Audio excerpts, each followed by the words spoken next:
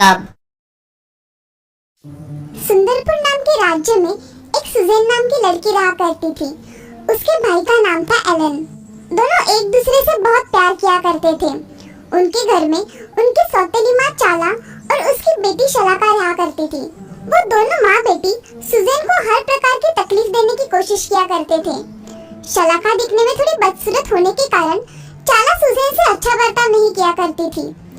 एक दिन चाला सुजैन से, अरे सुजैन, मेरे लिए दूध लेकर आओ। जी माँ, अभी लेकर आई। ऐसा कहकर सुजैन जल्दी से चाला के लिए दूध लेकर आती है। चाला कुछ जादू कर रही थी। तभी सुजैन आवाज देती है, माँ, मैं आपके लिए दूध लेकर आई हूँ, वहाँ रख दो और यहाँ से दफा हो जाओ। जी। ऐसा कहकर सुजैन वहाँ से चली जाती है और उदास होकर बाहर आंगन में बैठती है। तभी उसका भाई एलन वहाँ आता है और सुजैन से, क्या हुआ सुजैन, तुम बड़ी उदास लग रही हो। कुछ नहीं भैया, कुछ नहीं हुआ है। मुझे सब पता है, मुझसे तो मत छुपाओ। भैया, माँ हमसे ऐसा व्यवहार क्यों करती है, जैसे हम उसके कोई नहीं है। तुम माँ की बातों को दिल पर मत लेना, मैं हूँ ना, तुम चिंता मत करो। हाँ भैया, तुम हो, इसलिए मुझे कोई चिंता नहीं है। ऐसा कहकर सुजैन अपने काम करने चली जाती है। ऐसे ही दिन बीत जाते हैं, मगर उसकी सौतेली माँ उन दोनों पे बहुत जुल्म करती है। उससे घर के सारे काम करवाती है। उसकी बेटी शलाका और वो दोनों दिन भर मजे में रहा करते थे। एलन भी अब दिन भर के काम करके ऊब गया था। एक दिन एलन और सुजैन वहाँ से भाग जाने की सोचते हैं और उसी रात वो दोनों घने जंगल में भाग जाते हैं और थककर एक पेड़ के नीचे सो जाते हैं। अगली सुबह घर में, सुजैन, मेरे लिए एक कप चाय लेकर आओ, जल्दी। उसे कोई आवाज नहीं आती। वो फिर से आवाज लगाती है, सुजैन। तभी उसके समझ में आता है कि घर में कोई नहीं है। वो अपने कमरे में जाकर अपना जादू एक आईने पर डालकर देखती है कि सुजैन कहाँ पे है। तो उसे पता चलता है कि सुजैन और एलन जंगल में सो रहे हैं। अब वो बोलती है, अच्छा हुआ ये जंगल में चले गए, मुझे इन्हें घर से निकालने की नौबत ही नहीं आई। अब देखो कैसे मजा आता है। ऐसा कहकर चाला अपना जादू जंगल के पानी पर कर देती है। उन दोनों ने ये पानी पिया तो वो जानवर बन जाएंगे। हा हा हा।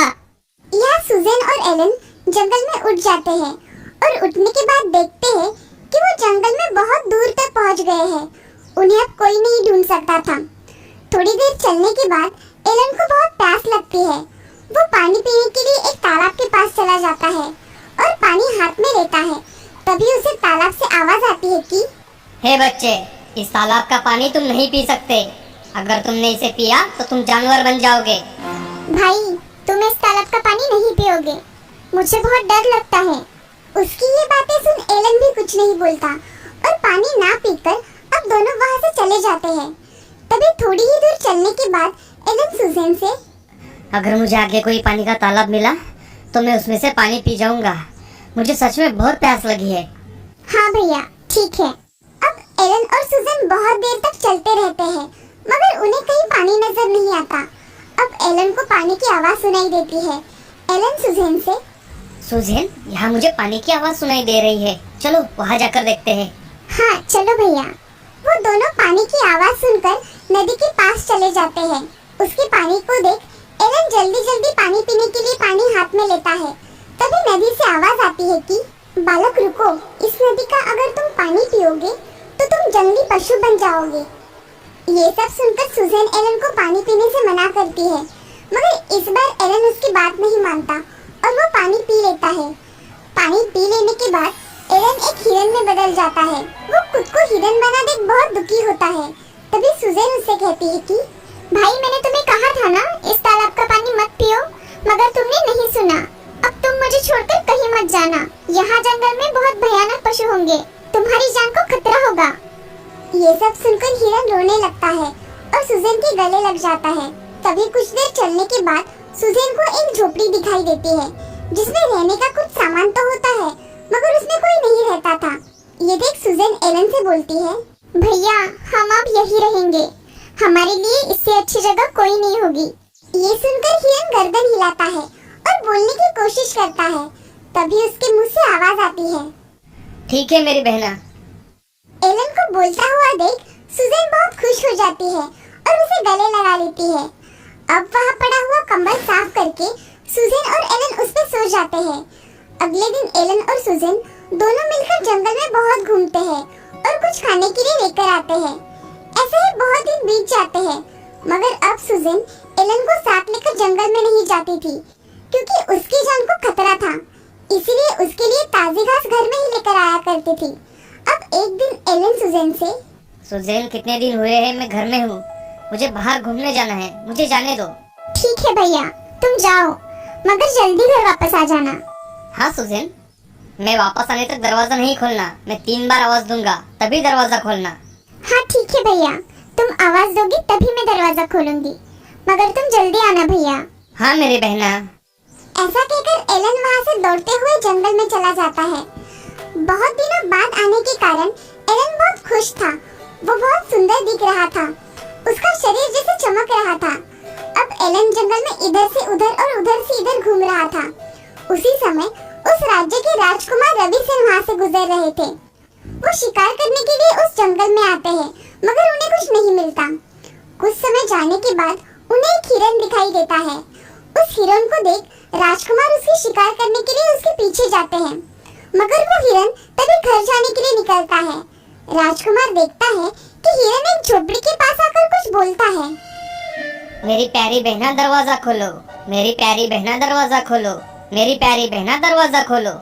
ऐसा 3 बार कहकर ठकठकाते ही सुजैन दरवाजा खोलती है और तभी राजकुमार देखता है कि एक सुंदर लड़की दरवाजा खोलती है और उस हिरन के साथ घर में चली जाती है। ये सब पेड़ के पीछे छुपा राजकुमार देख लेता है और मन में, अद्भुत, ये लड़की कितनी सुंदर है, मेरी तो उससे नजर ही नहीं हट रही, मगर ये हिरन के साथ क्या कर रही है।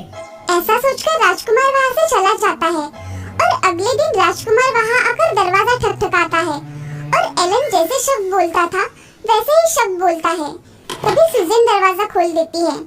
दरवाजा खोलते ही सुजैन उसके आगे एक नौजवान सुंदर राजकुमार देखती है। उसकी नजर उससे हटती ही नहीं। तभी राजकुमार सुजैन से, माफ कीजिए, मैंने कल आपको यहाँ देखा, इसलिए मैं आपसे बात करने चला आया। मैं इस राज्य का राजकुमार रवि सेन हूँ, आप मुझे बहुत पसंद हो। ये आप क्या कह रहे हो राजकुमार? मुझे कुछ समझ में नहीं आ रहा है। मैं आपसे विवाह करना चाहता हूँ, क्या आप मुझसे विवाह करोगी? सुजैन राजकुमार की ओर देखती ही रहती है और उसे उसकी और एलन की कहानी बताती है। सब सुनने के बाद राजकुमार, मुझे इससे कोई फर्क नहीं पड़ता, आप शादी के लिए तैयार है या नहीं ये बताइए। हाँ राजकुमार, मैं आपसे शादी करने के लिए तैयार हूँ, मगर मुझे ये बात मेरे भाई को बतानी होगी। जी बेशक, आप उन्हें बताइए, मैं चलता हूँ। आप कल हमारे राज्य में शाही मेहमान बन के आइए, मैं आपकी राह देखूंगा। ऐसा कहकर राजकुमार वहाँ से चला जाता है और सुजैन को ये सब एक सपने की तरह लगता है। तभी वहाँ एलन आता है। एलन को देख सुजैन उसे सारी बात बता देती है। भैया, आज यहाँ इस राज्य के राजकुमार आए थे, उन्होंने मुझसे शादी करने का प्रस्ताव सामने रखा है। सच में सुजैन? हाँ भैया, उन्होंने कल हमें उनके राज्य में बुलाया है। फिर कल हम राजकुमार के राज्य में जाएंगे। ऐसा कहकर एलन और सुजैन अगले दिन राजकुमार के राज्य में चले जाते हैं। तभी उनको देख राजकुमार उनका स्वागत करता है और उन्हें महल में ले जाता है। दूसरे ही दिन राजकुमार और सुजैन की शादी हो जाती है। अब सुजैन और राजकुमार महल में खुशी खुशी रहने लगते हैं। वो एक दूसरे के साथ बहुत खुश थे। एक दिन सुजैन की सौतेली माँ चाला अपना जादू करके आईने में देखती है कि सुजैन और एलन कहाँ पर है। तभी उसे आईने में दिखाई देता है कि सुजैन एक राजकुमारी के कपड़े पहने हुए है और उसके साथ राजकुमार भी है और एलन गार्डन में घास खा रहा है। ये सब देख चाला को बहुत गुस्सा आता है। तभी वो गुस्से से शीशा तोड़ देती है और अपनी बेटी को लेकर महल आने के लिए निकल जाती है। चाला महल में पहुंचते ही देखती है कि राजकुमारी सुजैन अपने कक्ष में आराम कर रही है। ये देख चाला अपनी बेटी को जादू से सुजैन बना देती है और राजकुमारी सुजैन को अपने जादू से बेहोश कर देती है। तभी उसकी बेटी शलाखा, माँ, हमारा झूठ पकड़ा तो नहीं जाएगा ना? नहीं मेरी बच्ची, अब तुम इस राज्य पे राज करोगी, समझी? हाँ माँ, अब जैसा कहेगी मैं वैसा ही करूँगी। ठीक है, मैं इस सुजैन को घने जंगल में छोड़ाती हूँ, तुम तब तक यही रुको, ठीक है? जी माँ। ऐसा कहकर चाला राजकुमारी सुजैन को लेकर घने जंगल में चली जाती है और सुजैन को वहाँ जंगल में छोड़ वापस महल में चली आती है। इधर एलन अपनी बहन के पास चला जाता है तो शलाका उससे कहती है कि अरे ये हिरन कहाँ से यहाँ आया, निकालो मेरे कमरे से। ऐसा कहकर वो उसे कमरे से निकाल देती है। ये सब देख एलन बहुत हैरान हो जाता है कि सुजैन उसके साथ ऐसा बर्ताव क्यों कर रही है। ये सुजैन को अचानक से क्या हुआ? मुझे पहचानने से इनकार क्यों किया इसने? ये सब सोचते सोचते वो गार्डन में आ जाता है, मगर उसका वहाँ जी नहीं लगता, तो वो फिर से अपनी बहन को मिलने के लिए चला जाता है। तो वो देखता है कि उसकी सौतेली माँ कमरे में है।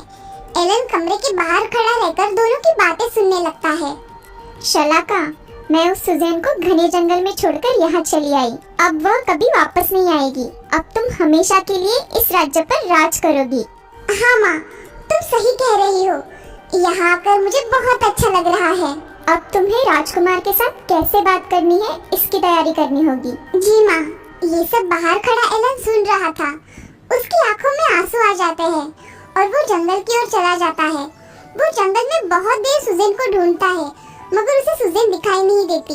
तभी उसे एक पेड़ के नीचे एक ऋषि बैठे दिखाई देते हैं। वो उनके पास जाकर, बाबा मेरी मदद कीजिए, मुझे आपकी मदद की जरूरत है। बोलो, क्या कहना चाहते हो? तुम्हें मेरी कैसी मदद चाहिए? बाबा, मेरी बहन इस जंगल में है, मुझे उससे मिलना है। क्या आप उसे खोजने में मेरी मदद करेंगे? तभी बाबा आंखें बंद करके ध्यान लगाते हैं और थोड़ी देर में कहते हैं, तुम्हारी बहन तुम्हें इस दिशा में मिल जाएगी। तुम दोनों बहुत ही जल्द मिल जाओगे। और हाँ, ये सब तुम्हारी सौतेली माँ ने किया है। तुम्हें हिरन भी उसी ने बनाया है। ये सब सुन एलन चुप हो जाता है और बाबा से, बाबा, हमें इस मुसीबत से बचने का उपाय बताइए। ये लो जल, तुम्हारी सौतेली माँ जब तुम्हारे सामने आएगी तो उसके ऊपर ये जल छिड़क देना, तभी उसकी सारी शक्तियाँ नष्ट हो जाएगी। तुम पहले जैसे बन जाओगे एलन। अब तुम इस दिशा में जाओ और राजकुमारी को लेकर जल्द ही महल में जाओ। ऐसा कहकर बाबा उसके गले में जल की बोतल बांध देते हैं। ठीक है बाबा, आपका बहुत बहुत धन्यवाद। ऐसा कहकर एलन बाबा ने बताई हुई दिशा की ओर चला जाता है और उसे कुछ देर चलने के बाद सुजैन एक पेड़ के नीचे बैठी दिखाई देती है। तभी एलन उससे, मेरी बहन तुम ठीक हो? हाँ भैया, तुम मुझे ढूंढते हुए यहाँ तक आए। वो राजमहल में हमारी माँ और शलाका आई थी और उसने मुझ पर जादू करके यहाँ लाकर छोड़ दिया। मुझे सब पता है सुजैन, चलो अब हम राजमहल में चलते हैं। हाँ चलो भैया, मगर तुम्हारे गले में ये क्या है? मुझे सिद्ध बाबा ने ये जल दिया है, जिससे हम हमारी सौतेली माँ की सारी शक्तियाँ नष्ट कर सकते हैं और मैं पुनः मानव के रूप में आ जाऊंगा। अब तुम इसे अपने पास रखो, वक्त आने पर इसका सही इस्तेमाल करेंगे। उधर राजमहल में राजकुमार राजकुमारी के कमरे में चला जाता है और वहाँ जाकर देखता है कि राजकुमारी सोई हुई है।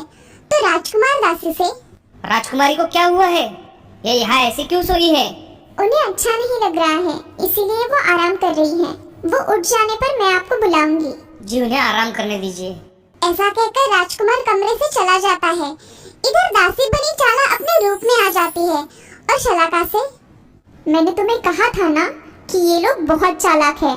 हमें संभल कर रहना होगा और हमारा नाटक अब ज्यादा देर तक नहीं चलेगा। मुझे कोई और उपाय ढूंढना पड़ेगा। हाँ माँ, मैं भी यही सोच रही हूँ। मुझे भी यही लग रहा है कि मुझे इस समस्या का कोई जल्द से जल्द समाधान ढूंढना पड़ेगा। ऐसा कहकर चाला अपने काम में लग जाती है और इधर एलन और सुजैन अपने महल में आते हैं। राजकुमारी सुजैन ने अपने कपड़े दासियों की तरह परिधान किए थे, जिसे उन्हें कोई पहचान न सके। थोड़ी देर बाद एलन और सुजैन चुपके से राजकुमार के कमरे में चले जाते हैं। तभी सामने राजकुमार खिड़की के बाहर देख रहा था। तभी सुजैन उसे आवाज देती है, राजकुमार, मैं आ गई। राजकुमार वो आवाज सुन उस ओर देखता है। तभी उसे उसकी आंखों पर विश्वास नहीं होता। वो राजकुमारी को एक दासी के कपड़े पहने देखता है। तभी राजकुमार, राजकुमारी, आप यहाँ ऐसे इस कपड़ों में क्या कर रही है? राजकुमार, आपने मुझे पहचान लिया। मेरी सौतेली माँ ने यहाँ आकर मुझ पर जादू करके जंगल में भिजवा दिया और यहाँ वो और उसकी बेटी आकर रह रही है। ये सब सुन राजकुमार बहुत गुस्से में आ जाता है और मंत्रियों से, अभी के अभी महल में सभी मंत्रियों को बुलाया जाए। राजकुमार का आदेश मिलते ही सभी मंत्री दरबार में उपस्थित रहते हैं। तभी राजकुमार राजकुमारी के साथ महल में आता है और महल में आते ही वो महल में नकली राजकुमारी और उसकी दासी को बुलाने का आदेश देता है। थोड़ी ही देर में वो नकली राजकुमारी और उसकी माँ आ जाते हैं। तभी उनकी नजर राजकुमार के पास खड़ी राजकुमारी सुजैन पर पड़ती है, तो वो बहुत गुस्से में आ जाती है। तभी वो अपना असली रूप धारण कर लेती है। इन्हें अभी के अभी बंदी बना लिया जाए। इन्होंने राजकुमारी को जान से मारने की कोशिश की है। आप क्या मुझे बंदी बना लोगे? मैं कभी किसी के हाथ नहीं आती और मैं इस राजकुमारी को नहीं छोड़ूंगी। ऐसा बोलकर चाला मंत्र पढ़ती है और उसके ऊपर कुछ करे तभी सुजन अपने पास रखा हुआ जादुई जल जो कि बाबा ने दिया हुआ था उसे निकालकर चाला के बदन पर छिड़क देती है। तभी उस जल के प्रभाव से उसका जादू काम करना बंद कर देता है। ये सब देख चाला बहुत गुस्से में आ जाती है और अपने आप को संभाल नहीं सकती। तभी राज्य के सिपाही उसे लेकर कारागृह में डाल देते हैं। ये सब देख राजकुमार और राजकुमारी बहुत खुश हो जाते हैं और उस जल के प्रभाव से चाला की बुरी शक्तियाँ नष्ट हो जाती है और उसी के साथ एलन भी अपने मूल रूप में वापस आ जाता है। ये सब देख सभी बहुत खुश हो जाते हैं।